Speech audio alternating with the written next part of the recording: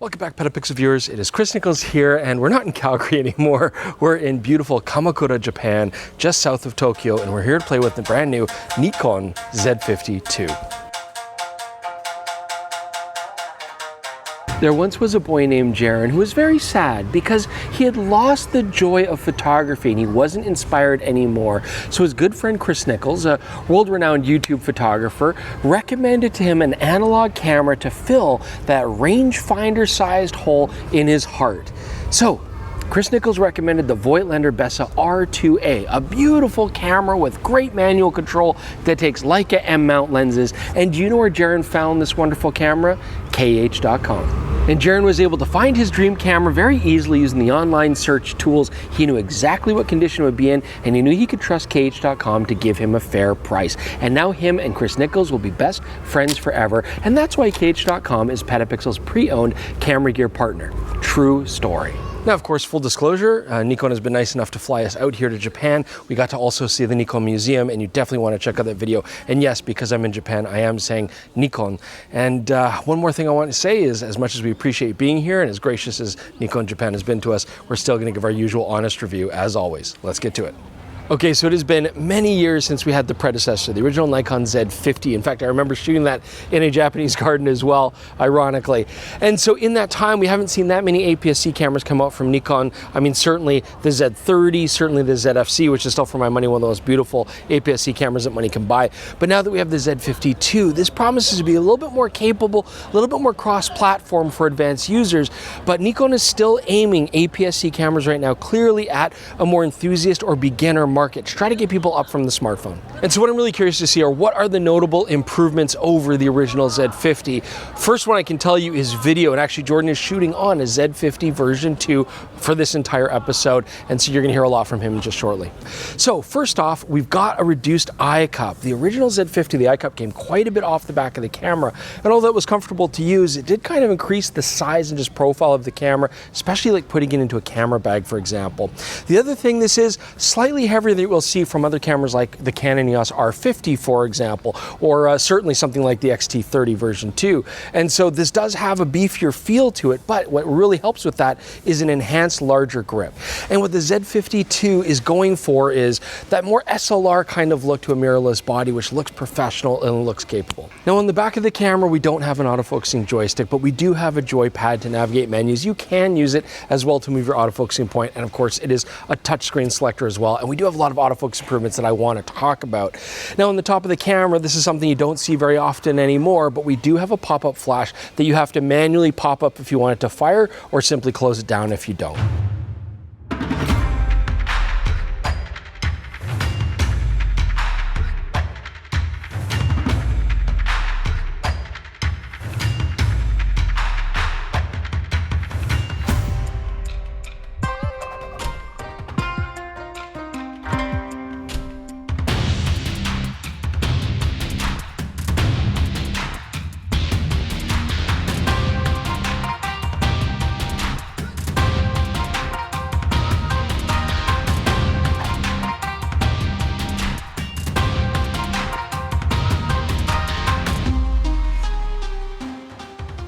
Okay, so let's talk about the back LCD display. Just over 1 million dots here, but I do like that it now fully articulates. Videographers will appreciate this. As a photographer, I honestly don't mind it, and it's much better than just the vertical selfie screen that we had before. As for the EVF, 2.36 million dots, which is pretty par for the course at this price range. However, it is much brighter now. This is going 1,000 nits. Now, as for battery life on this camera, it's using the Nikon NEL25. We had that battery in the original Z50, and I can use those in this new version 2 camera, but we now have an improved Nikon NEL25A series battery, which just gives us extended battery life. We also have one single SD card slot for our storage. So one thing that has not changed from the original Z50 is at the heart of the camera, and that is the just under 21 megapixel APS-C sensor.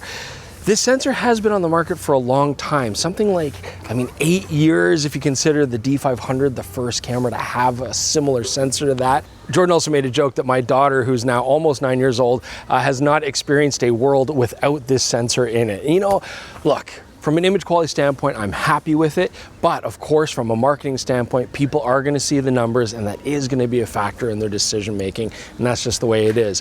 What I do want to point out though is that the Z50 II does have a very sophisticated X-Speed 7 processor now, and this is something we see out of the Z8 and Z9, and this is going to be some very important benefits that I want to touch on next.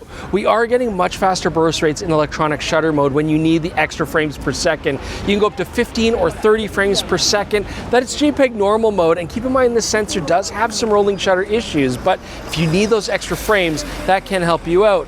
Luckily, the mechanical shutter has a very respectable 11 frame per second burst rate. So the Nikon Z50 II is also the first APS-C camera from Nikon to feature pre-release capture mode, and this is very handy. This is where, you know, the sensor's constantly buffering, and then you can touch the shutter and it'll actually remember the second that happened before the moment you touch the shutter and retain those frames. And again, it's just a great way to capture that decisive moment. I like that we now have it on an APS-C camera platform for Nikon. Okay, so there's something I'm really enjoying on the Nikon Z50 version 2, and that is I'm getting that X-Speed 7 processor, I'm getting the same autofocusing algorithms that we have on the Z8 and Z9. So that means, first off, 9 subject detection modes. I'm getting eyes, faces, torso, people. I'm getting separate animal detect from bird detect for all those BILFs that I like to shoot. There's going to be things like planes, automobiles. I mean, the fact is, it's nice that I get that whole suite of subject detection modes. And as well, and I think most importantly, I'm getting 3D tracking autofocus. And on an entry-level kind of camera like this, I really appreciate having that. I think that people who are starting out, going from a smartphone to a product like this, will find that a really nice way to focus as well, because it's straightforward, it's simple, and it's effective. Okay, this is going to be a big talk, because one of the main changes on the Z50 II series is the expansion of picture controls. So just to explain, give you guys some context. Picture controls is Nikon's term for a lot of their art filters, right? And this is what we see with a lot of other camera companies. Things like your standard mode, your vivid mode, your monochrome modes, that kind of stuff, your art filters. Those are fun. We see those across all the platforms. But debuted with the Z6 III and now the Z50 II, you now get flexible picture controls. So this is an interesting feature where I can use software to build my own custom picture controls, things that I want to try. I can change contrast, I can change the look, overall balance and tone of color. And so this is a really exciting and fun way that you can customize your photography. Beyond that, there's also Nikon image recipes. They're cloud picture controls, and these are generally going to be picture controls that are made by their creators and ambassadors. You can download these so you can kind of use the looks that they've designed, the presets if you will, and again use those on your photography. Now, something that the Z50 II has that even the Z6 III doesn't have is a dedicated picture control button. So this is just nice to be able to bring up all your controls if you want. I like the position. It's in a spot on the top of the camera. I'm not going to hit it when I'm trying to go for ISO or exposure compensation. I like that. Now, to have access to all of these custom picture controls, the cloud-based ones, you know, to make your own, it's totally free. You can do this both photo and video, and it's very akin to what we saw with the Panasonic S9 and their Lumix Lab. Now, Nikon is doing a slightly different approach. They're going browser-based. So you're going to be connecting your camera to your computer using NX Studio, and that's where you can customize these flexible picture controls, or where you can also download those cloud-based image recipes from other creators. I've been using it here. There's some really cool high contrast black and white modes that I've been playing with. I actually really like this sort of golden hour autumn color thing. It's been working really nicely here for Japan. Okay, but that's only half of the story, because now we have a lot of new video features, very powerful ones on the Z50 II. So let's get to Jordan. He's going to talk about that next. All right, it's Jordan now to talk about video performance at the lovely Enoshima Beach here. And the big thing that you need to know with the Nikon Z50... No. It's the sun's going to go down. If I'm going to get through this, I'm calling it Nikon, okay? So the Nikon Z50 II, on paper, it looks extremely similar to the Z50, but there have been a whole bunch of improvements made under the hood that actually make this a much more usable video camera. Now, it is using the older sensor, so we can record 4K full width, but only up to 30p. Now, the sensor is also capable of shooting 4K 60, which we've just moved over to, but as you can see, it does incur an additional 1.5 times crop factor, and that is definitely going to hit your resolution as well. But there is a massive improvement to this camera, and that's that it's capable of recording internal 10-bit video, and because of that, we now have access to N-Log recording internally as well. This opens up a whole lot more flexibility in post, and it gives you much wider dynamic range, which we don't need right now because the sun's going down. And if you don't like the default N-Log LUT, well, now you have access to Nikon and Red's free LUTs, which I am actually a huge fan of. It's also worth pointing out, like Chris said earlier, this new processor is giving you access to 3D tracking and subject detection. That applies in video as well, making this a much more reliable autofocuser. We don't just have a microphone jack, we've also got a headphone jack, so you can monitor your audio and find out if, say, the traffic noise or the waves are a problem in your shot. I was genuinely surprised to find a couple features we really don't see at this price point very often. Most notably, we can now adjust our exposure using waveforms. These let you see where the exposure is at different parts of the frame, and I far prefer it to using a histogram. As well, we've got a tally lamp on this camera, so Chris can see if I'm actually rolling or if I accidentally double tapped the record button, which has never happened. So like a whole lot of new entry-level cameras coming out, this has Nikon's product review, which prioritizes focus on any object that you hold up to the camera, and then when it's out of the frame, it'll jump right back to your face. I mean, it's basically the same as what we saw with Sony's product showcase, or like Fuji called it product something something, I don't even know, and everyone's calling it something different, but it can be really useful if you've decided to just embrace the influencer life. Now, Chris already talked at length about the picture controls, and you can use those exact same controls in video mode. The thing to remember though is, in photo mode, I can shoot RAW plus JPEG, so I've got the JPEG with that profile applied to it and a RAW to give me more flexibility after. We don't have that same capability in video, so you've got to choose. Do you want to use the picture controls, or do you want to shoot N-Log and have the flexibility in post? Unfortunately, you can't do both.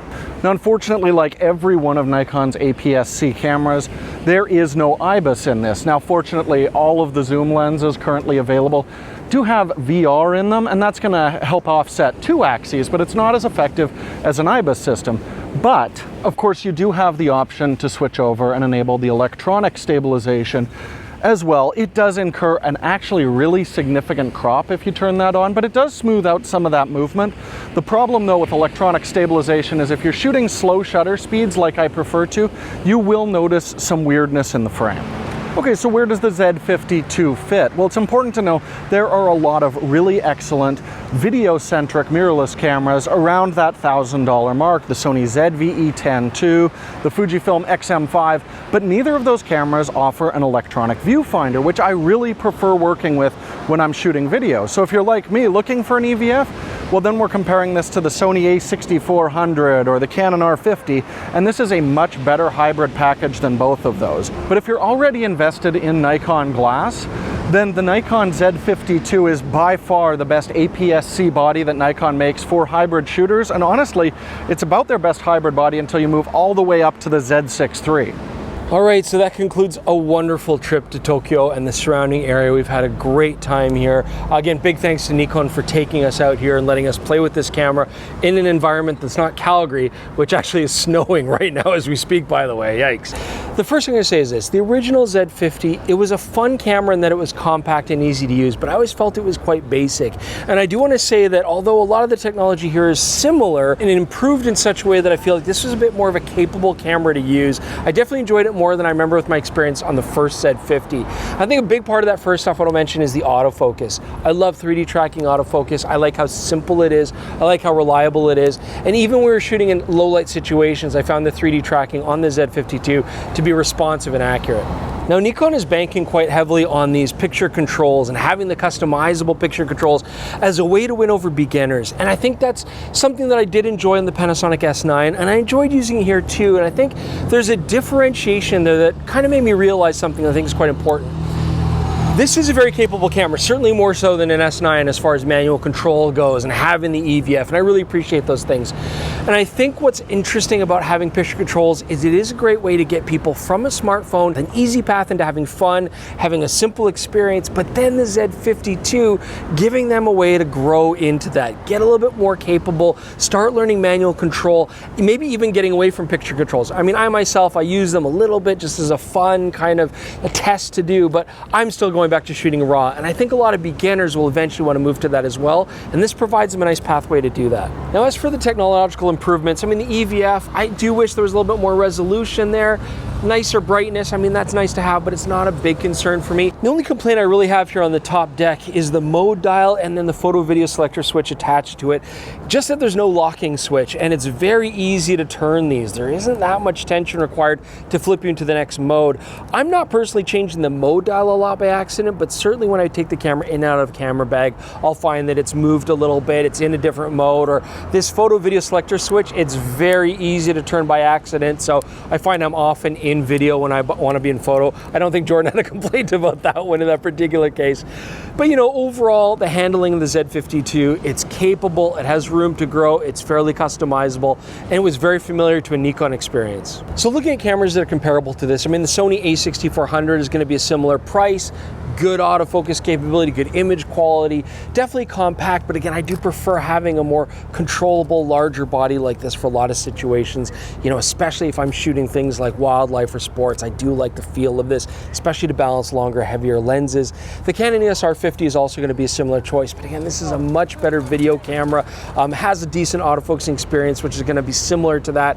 You know, the EOS R50, it's a nice fast shooting camera as well, but I think this does compete quite nicely. And so I think one of the main barriers to getting to, honestly, a lot of the APS-C systems that are out there, regardless of brand, is just the lack of lens support. I mean, Nikon does make 5 dedicated DX lenses, and I do like a lot of them, and so that's nice to have, but what's more important, I think, is that we're now seeing a lot of third-party support coming out, and that's important to have because it does make this a very viable system with a lot of different options. If that was a barrier before, I don't think it's a barrier now, and this is something that Fujifilm and Sony have appreciated now for a long time. But as you can see, our light is now dropping rapidly. This is the last of it. We've had a fantastic day here, not only in Tokyo proper, but also now coming down here to Kamakura. Very cool train rides, lots of fun. I hope you guys enjoyed the journey with us. So definitely leave your comments below, leave your questions below. Let us know what you think about this new camera. I think it does make a lot of sense. It's affordable, it's capable, and it's fun. Otherwise, do check out the merch store if you have time. Go to store.petapixel.com, get yourself a hoodie, get yourself a t-shirt. We'd love the support there, and listen to the PetaPixel podcast. It's on this exact same channel, or you can hear it on all your favorite podcasting apps. So from Japan, we'll see you soon. Thank you so much for joining us. More coming on PetaPixel.